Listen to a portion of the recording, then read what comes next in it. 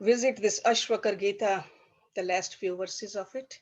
But before that, let's do the Vedic peace prayers.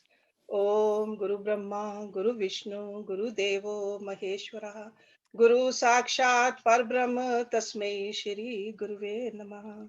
Om Bhuvaswaha Tatsavitravarenyam Bhargo Devasya Dhimahi Diyo Yo Naha Prachodayat Asto Ma Satgamya Tamso Ma Jyotirgamya Mrityorma Amritam Gamya Om Sahna Vavatu Sahna Bhunatu Sahviryam Karvavahi तेजस्विनावधीतमस्तु मा विद्विषावहि ओम शांति शांति शांति Om. So we ended our last week's class with verse number 9, and in this chapter 20, the last chapter, King Janak is the one who's speaking. Okay, and what he is saying is what he has experienced. Okay, so he says, where is distraction? Where is concentration? Where is sure knowledge? Where is delusion? Where is joy? Where is sorrow? For me, who am ever the actionless. And what is the actionless? The Atma. Okay, so this is the state where he is, he has transcended the mind and the intellect. Sense of ego is automatically vanished, annihilated. No vanity of doership, no vanity of enjoyership. So that's why he says, I am the actionless and infinite self. Okay. Number 10, let's start from there today. Kocha eshaha vyavharaha, va kocha saparmarthata, ko sukham, kocha vadukam, nirvimrashyas, me sada. Again, kva means where, cha is and, esha this, vyavhar. Vyavhar is the activities in the state of relativity.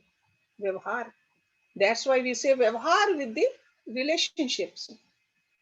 Okay, wherever there is a relativity. Paramarthika, the state of absolute. Sa means that. Second line, sukham, you all know that means happiness. Dukham, misery. Nir vimarshasya, devoid of all discursive thought. Okay. Sada means ever. Me is for me. Where is activity in the state of relativity? Where is the state of absolute? Where is happiness and where is misery for me, who am ever beyond any discursive thought? So in other words, the self, the Brahma, is beyond all intellectual assessments, all analytical, discursive reasonings. Because those reasonings and discussions are possible only in the fields of polarity. Whenever there's a conception of the objects of experiences through the mind and the intellect, only then you can discuss. When you rise above it, there's no discussion. Transcending the mind and intellect, none of these activities of emotions, of feelings, of analysis and reasoning are left. You have gone beyond them because you are established in yourself. So that's why King Janak, as a man of realization, is saying all this. Okay. He just got out of that deep samadhi, and this is how he is saying that over there's nothing of that. No identification with the lower.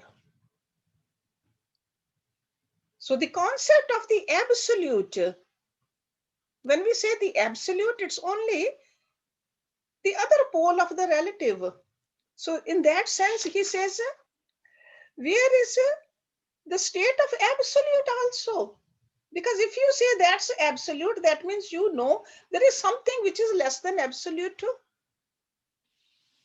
It's only the absolute everywhere. There's no polarity, there's no relativity. It's only absolute. So he is unaffected by all the storms of the mind, all the illusions of the worldly objects. There's only a fulgence of the self which he sees everywhere. Okay. Then he says, Kva Maya, Kva cha Sansara, Kva Priti, Virati, Kva Jiva, Kva cha Tat Brahma, Sarvada, Vimalasya me. Maya is the illusion. Sansar is the world of change. That is a sansar. Change. Priti, attachment. Virati, detachment.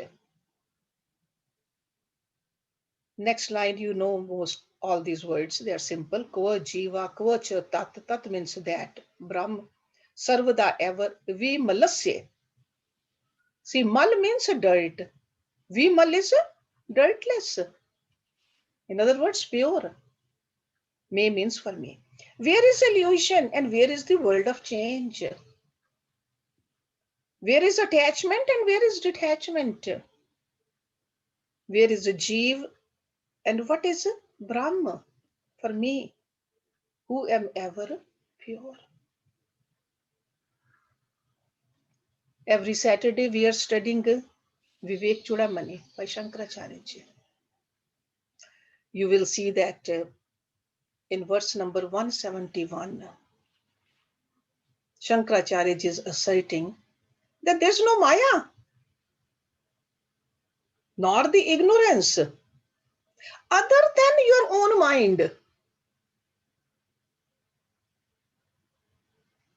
The mind is nothing but a grosser and a more perceptible expression of ignorance. Na hi asya vidya manso atiriktaha mano hi avidya bhavabandha hetu. So it's all in the mind. Apart from the mind, there is no ignorance. The mind itself is the ignorance, which is the cause of the bondage of rebirth. When the mind is destroyed, tasmin vinishte saklam vinishtam. When the mind is destroyed, everything else is destroyed. When the mind manifests, everything also manifests. So over here, King Janak is experiencing this. From this experience, he is uttering these verses for us. See, macrocosmic expression of ignorance is the concept of Maya. Macrocosmic, it's like at large, global level. That is a Maya. In the entire universe. So on transcending the mind, the vision and the experience changes. And then you say, where is that Maya? Where is the illusion? Where is the world of change? So we need to transcend the mind and the intellect. We are Atma. We are that light of consciousness. But since we identify ourselves with the mind or through the mind, then we think we are a limited personality. And that is the sense of the ego, the jiva. It's like the reflected sun in the bucket disappears when the water is thrown out. There's no reflection of the sun. The same way, when we transcend the mind and the intellect, Maya is gone. It dissolves. Okay. Mundak Upanishad beautifully explains this concept. You're all familiar with this verse. The knower of the self becomes the self.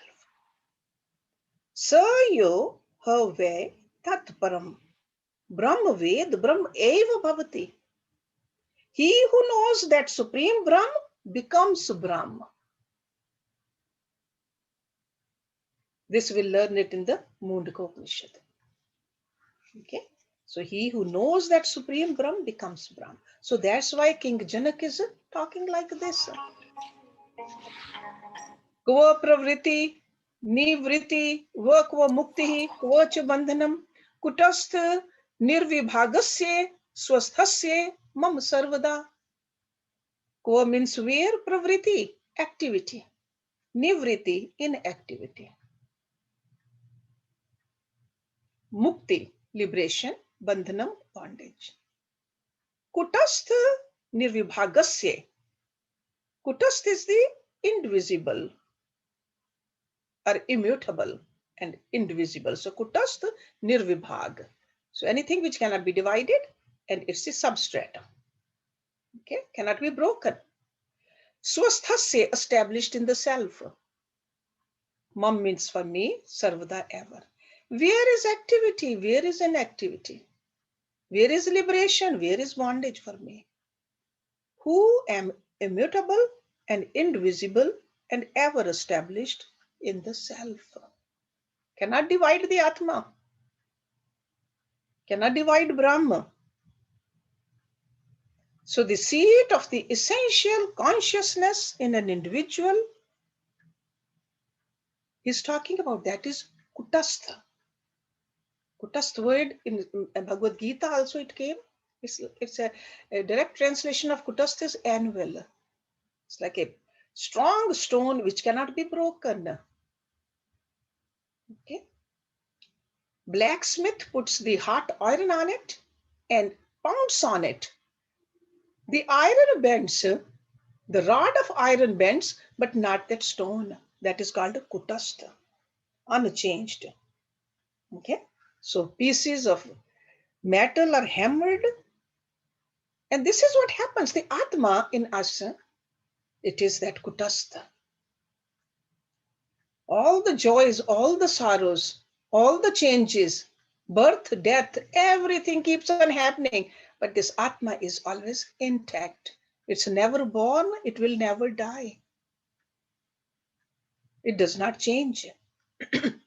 Okay, so remains immutable in the midst of all the mutations. So mutations happen only in the Maya.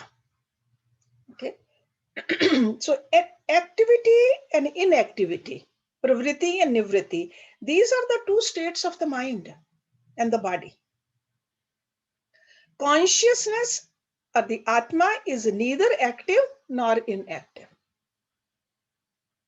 Atma never sleeps. It just is. Because it's merely a knowing principle. This knowing principles is the one which illumines these two conditions of the mind, activity and inactivity, in our awareness. Or even the concepts of bondage and liberation, those are just the experiences of the ego. Depending upon how far it is involved. These are the illusory vehicles and the delusory world of polarity. So King Janak says, I'm established in the self. This royal sage has no identity other than the self. He has no impulsion to act as there's no ego or desire in him. So from that state, he is saying all this. Then in number 13, he says, Kva upadeshaha, kva va shastram, kva shishyaha, kva cha va guru, kva cha astihi purushartha, va nirupadhye shivasya me. Upadesh means instructions. Shastram, scriptures. Shishya, disciple. Guru, preceptor. Asti means is Purusharth, goals of life. Nirupadhe, free from limitations. Upadhi is the limitations, okay, the conditionings. Nirupadhi, free from limitations. Shivasya, absolute, good, pure. Shiv word is purity, bliss, absoluteness. That's what Shiv is. May means for me. Where are the instructions, or where are the scriptural injunctions? Where is the disciple and where is the preceptor? Guru. Where indeed is the goals of life? For me, who am the absolute, pure bliss, Shiv, free from all limitations.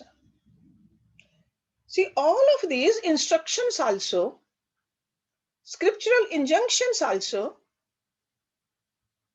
Guru also, or knowledge of the goals of life also, is at the sadhana level. Once you have reached the goal, where are those? You are going to make a beautiful dish. You have all the ingredients separate. When you have mixed them together, cooked them, where are they? You don't see them separately. So this is what King Janak says. All of those means,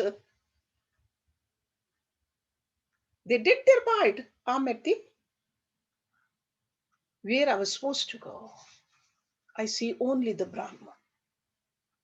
Okay, so just remember this Shiv word is not that Trinity,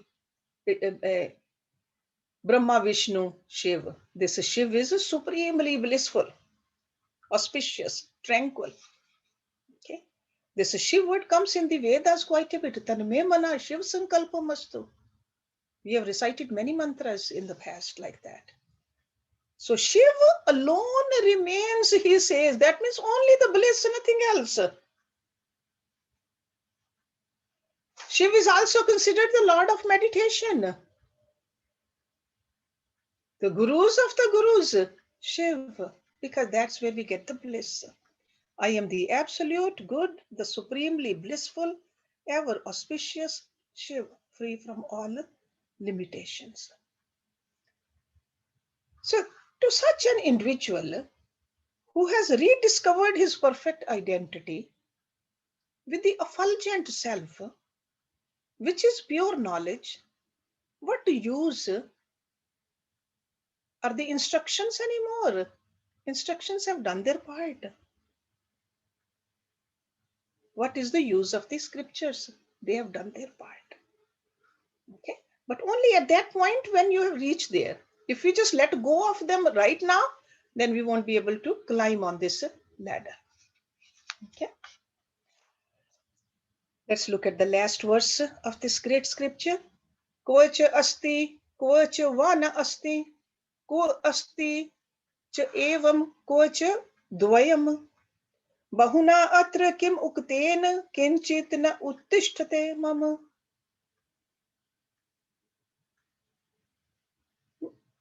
Asti means is, na asti, not existing.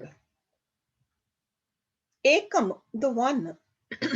Dvayam, duality. Bahuna, much. Atra means here.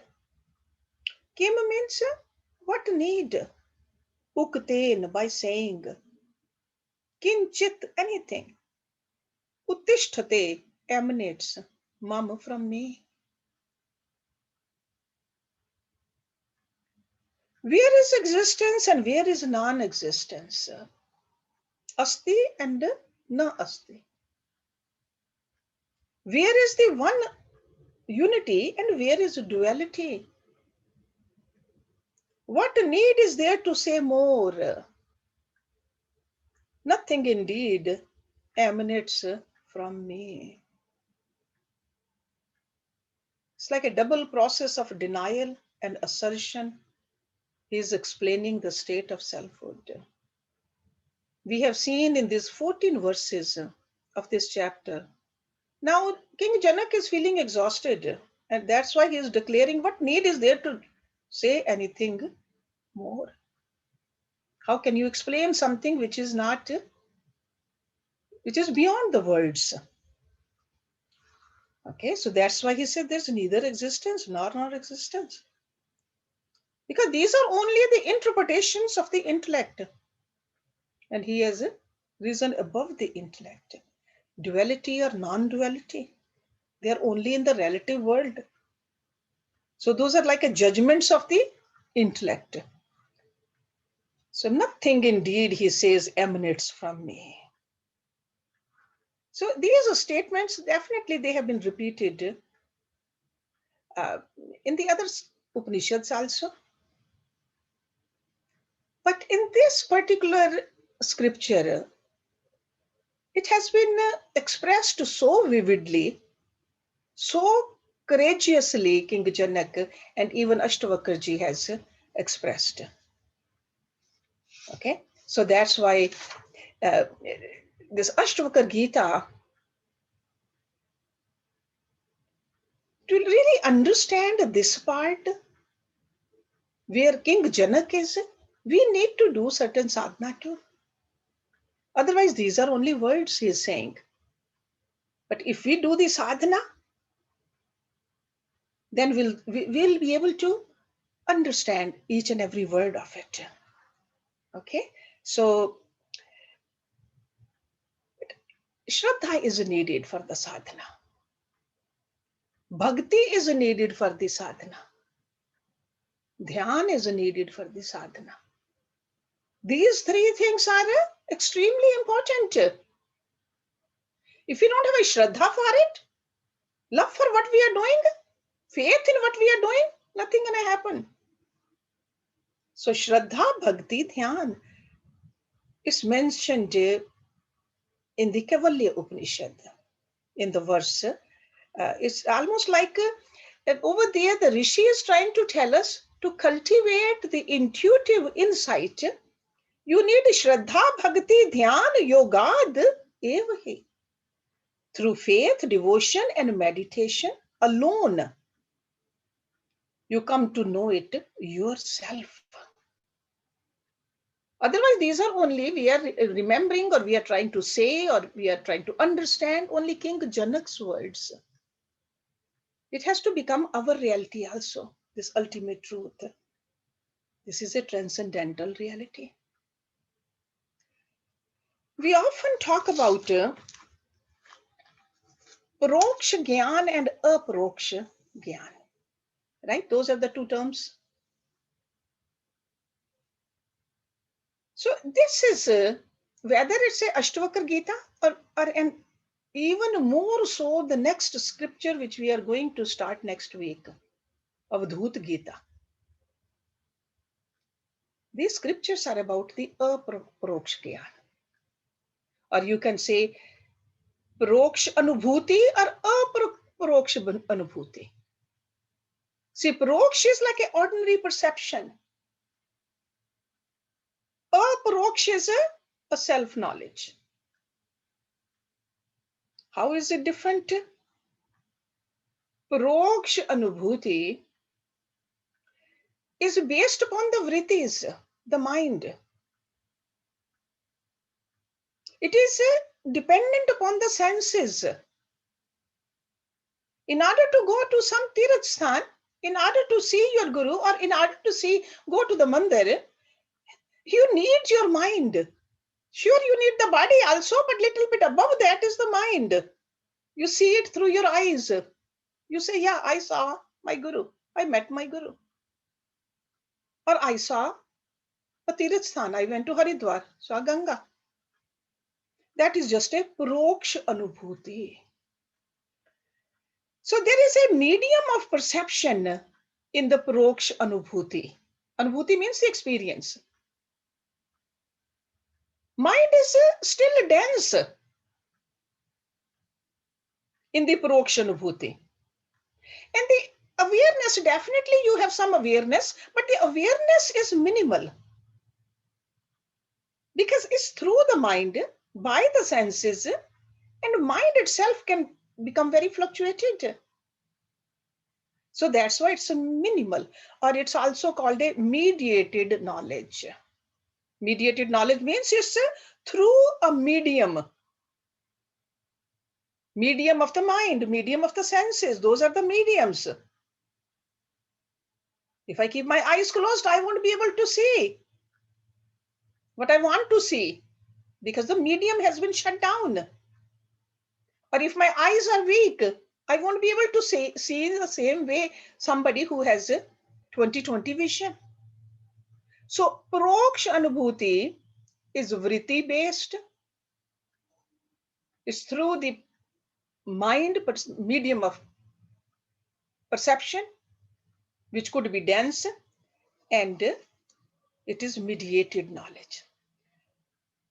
So these scriptures which we are studying, whether it's a Astavakra Gita or even a Bhagavad Gita also, you really cannot get everything out of Bhagavad Gita just through Prakshanabhuti.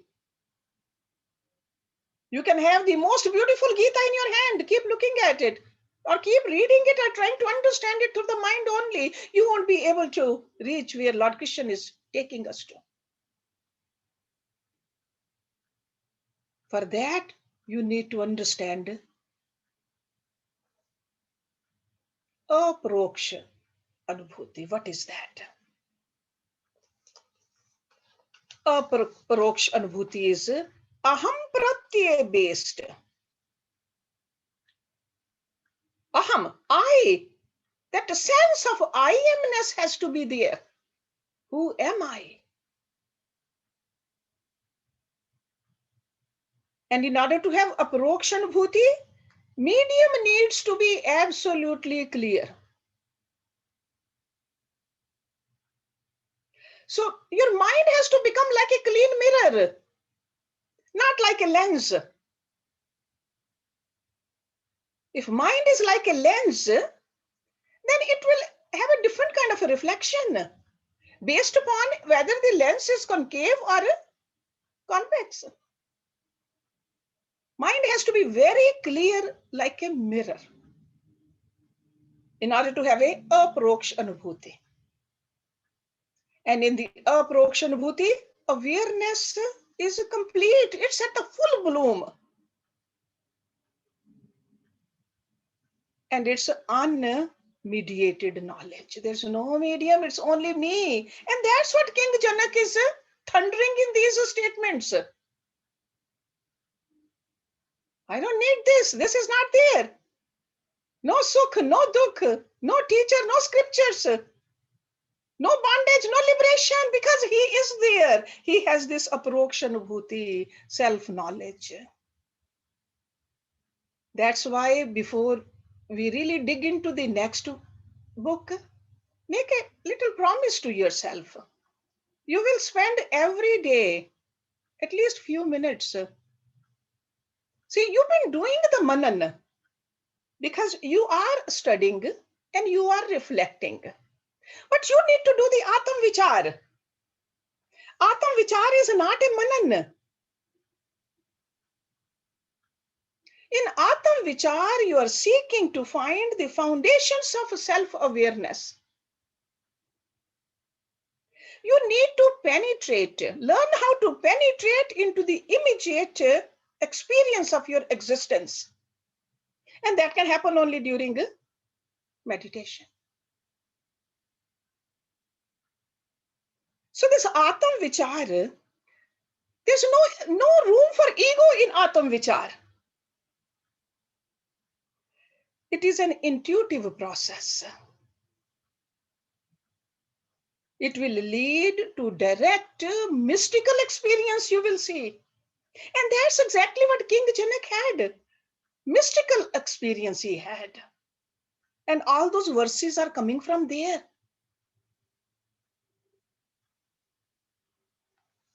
Okay, because we study, then we reflect, then Atam Vichar has to be there. If you don't do the Atam Vichar, then there's no need to go into these deep scriptures.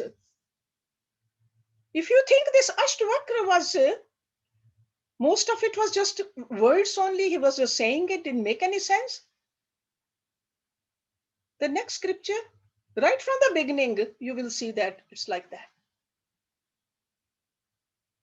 The words are just like that because all those words, all those verses, it's almost a song which is erupting, it's coming out in samadhi. So it will make sense only if we have experienced a deep meditation. So start practicing it with full faith. And that's what the sadhana is. See, there's another kind of a aprokshanbhuti, which is called a shabd aprokshanbhuti. Shabd approach. You can realize self through the words of your guru. But you got to see that those words are alive or not. From a live guru, those live words come out. And if you have a faith in it, and if you have done the sadhana, if you have cleaned the mirror of your mind, those words will speak to you. And that's what those Mahavakyas are.